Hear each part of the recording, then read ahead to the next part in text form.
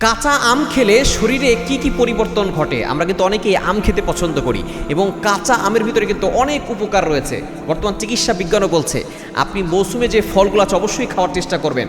যেই সময় যে ফল আসে, বিশেষ করে তরমুজের সময় তরমুজ খাবেন, এরপরে আপনি কাঁঠালের সময় কাঁঠাল খাবেন, আমের সময় আম খাবেন। এর মাধ্যমে আপনার শরীরে রোগ প্রতিরোধ ক্ষমতা বাড়বে এবং আপনি সুস্থ থাকতে পারবেন। তবে অবশ্যই অতিরিক্ত না, আপনি যতটুকু খেলে আপনার উপকার হবে ততটুকু খাওয়ার চেষ্টা করবেন। এই কাঁচা আম যদি আপনি খেতে পারেন, নাম্বার ওয়ান, এক নাম্বার হচ্ছে আপনার গরম কমাবে। বর্তমানে অনেকেই কিন্তু গরমের যে একটা অসহনীয় একটা ভাব, এটা আমাদের ভিতর থেকে চলে যাবে যদি আপনি এক নম্বরে কাঁচা আম খেতে পারেন। দ্বিতীয় নাম্বার হচ্ছে কাঁচা আম খেলে আপনার ক্লান্তি দূর হবে। অনেকের শরীরে ক্লান্তি আছে, এনার্জি কম, আপনি কাঁচা আম খাবেন, দেখবেন আপনার এনার্জি বেড়ে যাবে। এবং তৃতীয় নাম্বার হচ্ছে এই কাঁচা আম যদি আপনি খান, আপনার হজম শক্তি বৃদ্ধি পাবে।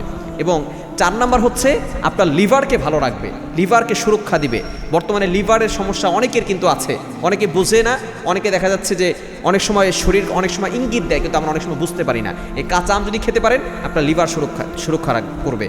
এবং পাঁচ নাম্বার হচ্ছে আপনার রক্ত শূন্যতা কমাবে। অনেকে রক্ত শূন্যতা আছে না, যদি আপনি কাঁচা আম নিয়মিত খেতে পারেন দেখবেন আপনার রক্ত শূন্যতা কমে যাবে।